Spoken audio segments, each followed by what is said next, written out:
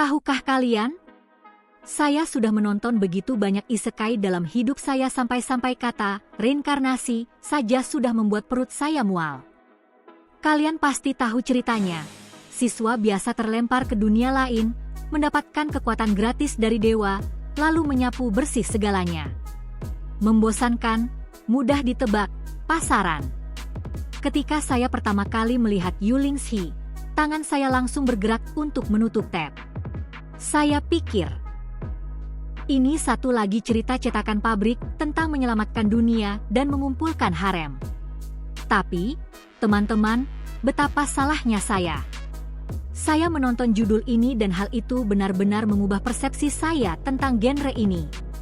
Ini adalah isekai pertama yang saya ingat yang tidak hanya mengikuti aturan, tetapi juga mengejeknya. Dan hari ini kita akan membedah dunia ini sampai ke akar-akarnya. Video ini bukan sekadar rangkuman dangkal 1 menit seperti yang memenuhi seluruh internet. Ini adalah analisis mendalam dan mendetail tentang isi plotnya, yang bahkan bisa kalian buka kembali bertahun-tahun kemudian, bahkan ketika proyek ini sudah tamat sepenuhnya, untuk mengevaluasi kembali seluruh esensi dan detail tersembunyi di dalamnya. Untuk memulai, panduan cepat bagi mereka yang baru pertama kali mendengar tentang proyek ini dan tidak mengerti apa yang dibicarakan. Judul ini dimulai belum lama ini, pada akhir Februari 2026, dan direncanakan hanya memiliki 18 episode. Serial ini digarap oleh Studio UK, mereka yang ahli dalam cerita-cerita dinamis dengan pendobrakan pola dan visual yang memukau. Jadi jika kalian melewatkannya dengan cara apapun, ini saatnya untuk naik ke atas kereta. Proyek ini sedang berada di titik tertinggi dalam diskusi. Sekarang mari kita langsung ke intinya. Mengapa dunia ini tidak berjalan seperti dunia lainnya dan mengapa protagonisnya adalah sebuah anomali berjalan? Kuncinya adalah Wang Xiaoming tidak menerima kekuatan acak saat bereinkarnasi atau bertemu dewa yang murah hati. Dia terbangun di alam semesta yang aturannya, hingga skrup terakhir dan setiap koma dari lore ditulis oleh dirinya sendiri. Dia benar-benar memiliki panel admin yang terpasang di pikirannya. Sementara para guru lokal menghabiskan waktu bertahun-tahun menghafal hukum sihir, berlatih hingga kelelahan, dan membuat skema taktis yang rumit, Xiaoming melihat dunia ini sebagai kode sumber terbuka. Dia mengetahui jalan pintas tersembunyi, statistik rahasia, kerentanan, dan bug sistem yang bahkan tidak dibayangkan oleh klan terkuat maupun orang bijak berusia ribuan tahun.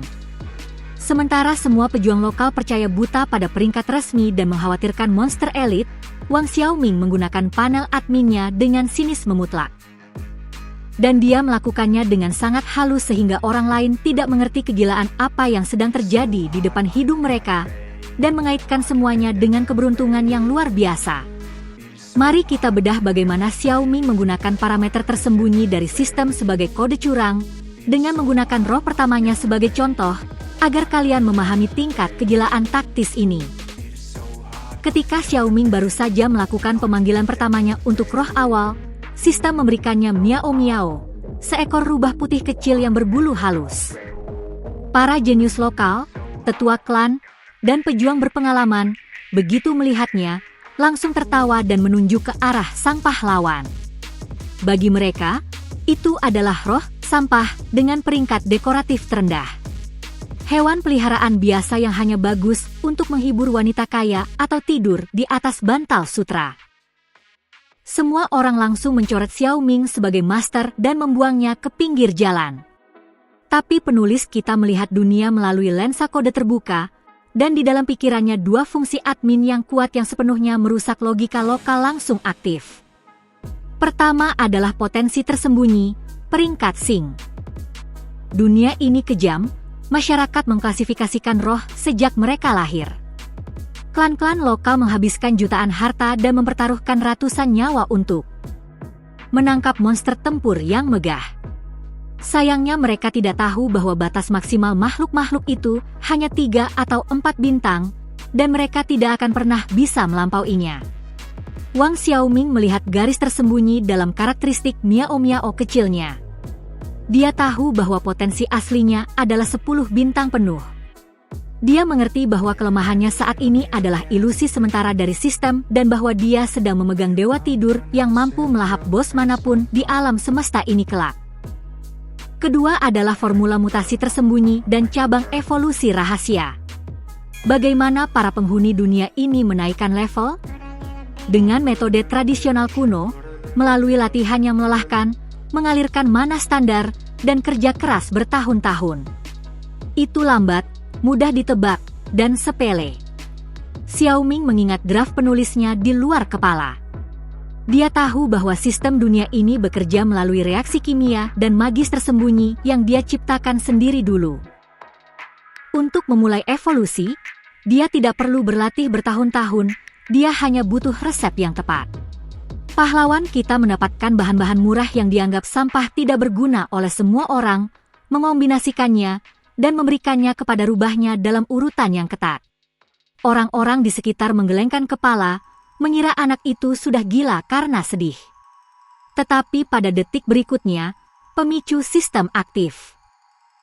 Bola bulu kecil itu bertransformasi di depan publik yang terpana menjadi rubah surgawi ekor 9, roh yang besar, kuat, dan mematikannya menghancurkan pasukan elit klan.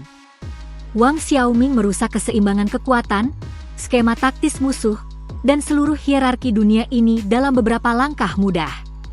Namun, jika setelah semua ini kalian mengira dengan adanya admin di kepala Wang Xiaoming hanya bersenang-senang, menikmati impunitasnya, dan menghancurkan musuh dengan mudah, kalian sangat salah.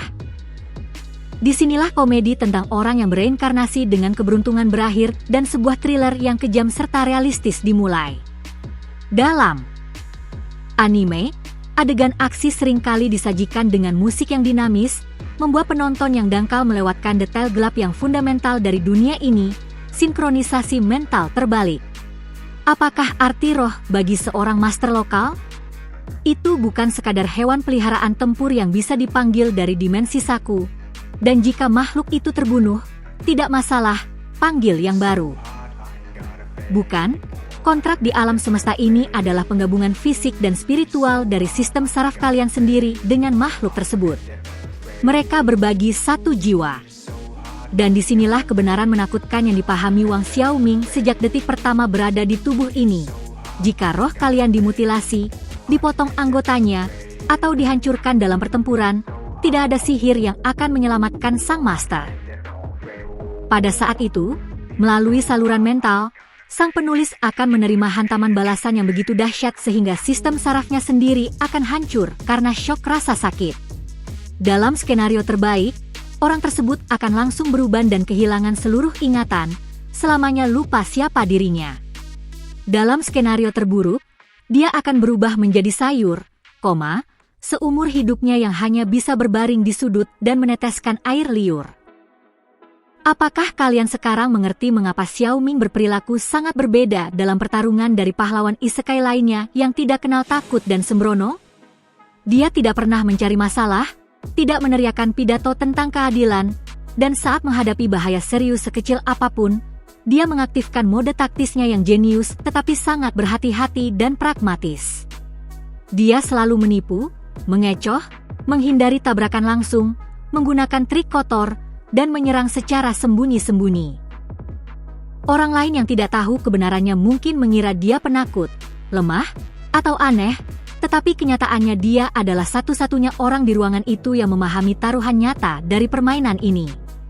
Dia berada di ambang kematian di setiap ronde, karena kesalahan taktis apapun dari rohnya adalah tiket langsungnya sendiri menuju pemakaman. Dan sekarang kita sampai pada makna mendalam dari seluruh cerita ini, yang mengubah judul ini menjadi sebuah mahakarya dan membuatnya bekerja pada level yang sama sekali berbeda. Wang Xiaoming tidak jatuh ke dalam halaman komik lamanya yang patuh. Dia berada dalam realitas alternatif yang mutlak hidup. Perbedaan mendasar yang dilewatkan oleh banyak orang. Di atas kertas di dunia nyata, ceritanya statis dan patuh. Penulis menulis, karakter pergi ke sana, melakukan itu, dan mengalahkan ini, dan semuanya terjadi persis seperti itu hanya dengan petikan jari. Tetapi begitu Wang Xiaoming bereinkarnasi secara fisik di dalam alam semesta ini, cerita itu menjadi hidup dan memiliki kehendaknya sendiri, karakternya sendiri, dan resistensinya sendiri. Xiaoming tahu persis bagaimana segala sesuatunya seharusnya berjalan sesuai rencana aslinya. Tetapi untuk bertahan hidup, melindungi dirinya sendiri, dan tidak menerima shock mental itu, dia mulai menulis ulang plotnya di tengah jalan. Dia ikut campur dalam takdir orang lain, mengungkap rahasia sebelum waktunya, dan yang terpenting, menyelamatkan karakter-karakter yang ditakdirkan mati secara kejam dalam naskah aslinya. Dan disinilah efek domino yang tidak bisa diubah dimulai. Realitas yang dia ubah sendiri mulai mengamuk. Dunia tidak lagi mematuhi penciptanya. Begitu Xiaoming mengubah detail kecil yang tampaknya tidak berarti, seluruh cerita lainnya, seperti organisme yang hidup dan marah, mulai merestrukturisasi dirinya sendiri dan menghasilkan konsekuensi yang tidak terduga dan berbahaya. Esensi dan kenikmatan sejati dari menonton judul ini adalah melihat duel intelektual antara sang pencipta yang mencoba mempertahankan kendali menggunakan pengetahuan lamanya tentang lore, dan dunia alternatif yang hidup yang, dengan setiap langkahnya, menjadi semakin asing, berbahaya, dan bermusuhan bagi penulisnya sendiri. Naskah asli telah terhapus dan hancur sepenuhnya. Pencipta. Kita tidak lagi menulis cerita, dia mati-matian mencoba untuk tidak mati di dalamnya. Dan ciptaan paling menakutkan dari realitas yang berubah ini bukanlah iblis kuno atau penyihir jahat, melainkan protagonis dari manhwanya sendiri, seorang anak laki-laki bernama Ye Fan. Dalam draft penulis lamanya, Xiaoming menciptakannya sebagai protagonis kanonik yang ideal, penyelamat dunia yang mulia, ksatria suci tanpa rasa takut dan tanpa celah, yang selalu berkorban demi orang lain. Penonton rata-rata di depan layar biasanya berharap, sang pencipta dan ciptaannya akan bersatu, menjadi sahabat karib, Xiaoming akan memberinya kode curang, dan mereka akan menyelamatkan alam semesta bersama-sama dari kekuatan jahat. Lupakan saja itu semua. Dunia yang hidup menghukum sang penulis dengan kejam karena plot klisenya yang bodoh. Ternyata seluruh masa lalu yang tragis tentang kematian orang dekat, pengkhianatan teman, dan ujian neraka abadi, yang ditulis Xiaoming hanya demi drama, klik, penonton, dan suka, dalam realitas alternatif ini menjadikannya sesuatu yang sangat jauh dari orang baik. Ye Fan tumbuh menjadi orang yang luar biasa penuh kecurigaan, dingin, penuh perhitungan, kejam, dan egois yang berbahaya. Baginya, hidup adalah mimpi buruk yang berdarah dan dia tidak mampu mempercayai siapapun di dunia ini. Tetapi horor yang sebenarnya bagi Wang Xiaoming adalah hal lain. Ye Fan di balik layar, mengatasi ujian-ujian neraka, mendapatkan kemampuan tersembunyi yang unik, merasakan kehendak langit itu sendiri. Dan melalui kemampuan itu, dia mulai merasakan secara samar tetapi jelas bahwa di atas sana ada dalang yang kejam. Sesosok makhluk yang, demi hiburan dan cerita yang indah, telah menghancurkan hidupnya, membunuh keluarganya, dan membuatnya melewati neraka. Dan Ye Fan terobsesi dengan satu tujuan, menemukan dewa ini dan membuatnya menderita sama seperti penderitaannya. Dan psikopat jenius yang penuh kecurigaan ini berpapasan dengan Wang Xiaoming. Dia langsung melihat dengan insting hewannya bahwa pahlawan kita adalah sebuah anomali. Xiaoming tahu terlalu banyak rahasia, melihat orang secara tembus pandang, dan bertindak tidak wajar untuk dunia ini. Ye Fan tidak ingin menjadi temannya atau mengobrol biasa. Dia mengaktifkan mode predatornya yang tanpa ampun dan memulai perburuan yang nyata terhadap penulis kita. Naskah lama sudah resmi dibuang ke tempat sampah. Sang pencipta sekarang tidak harus menyelamatkan dunia atau mengukur kekuatan roh, melainkan harus menggunakan kapasitas intelektualnya secara maksimal untuk mengungguli ciptaannya sendiri, sebelum dia dikubur di dalam parit terdekat karena dosa-dosanya sebagai penulis. Jadi, kesimpulan apa yang bisa kita ambil dari semua ini? Apakah layak mendedikasikan waktu berharga kalian untuk Yulingxi? Mari kita buka kartu di atas meja dan bicara jujur. Jika kalian menonton judul ini demi pidato tentang kebaikan di mana protagonisnya adalah orang suci yang menang karena kekuatan persahabatan atau hanya karena dia orang baik, kalian salah alamat. Proyek ini mungkin akan membuat kalian marah dan kecewa, karena di sini yang berkuasa adalah sinisme yang sehat, logika murni, gertakan, penipuan, dan perhitungan taktis yang ketat. Jika kalian menginginkan isekai klasik yang baik, seperti dongeng, dan mudah ditebak, teman-teman, jangan buang waktu kalian. Tutup pemutar video ini, beralihlah ke kanal saya, dan tonton video lainnya. Ada banyak hal bagus lainnya untuk semua selera, yang pasti akan membuat kalian menemukan proyek yang sesuai dengan preferensi pribadi kalian. Tapi, jika kalian, seperti saya, bosan setengah mati dengan cerita karton cetakan pabrik di mana hasil pertempuran sudah diketahui sebelum dimulai, jika kalian ingin melihat karakter memenangkan kemenangan murni dengan otaknya, menggunakan taktik, pengetahuan kode tersembunyi, dan kerentanan alam semesta, dan jika kalian sangat tertarik dengan ide mendalam tentang mencoba bertahan hidup menghadapi protagonis kalian sendiri yang didorong menuju kegilaan dalam realitas yang baru dan berubah, selesai. Kalian bisa berhenti mencari. Judul ini adalah embusan udara segar dan berlian tersembunyi yang pasti akan menemani malam-malam kalian. Studio telah membuat sesuatu yang benar-benar layak mendapatkan perhatian kalian, pemahaman mendalam, dan untuk dibicarakan secara serius.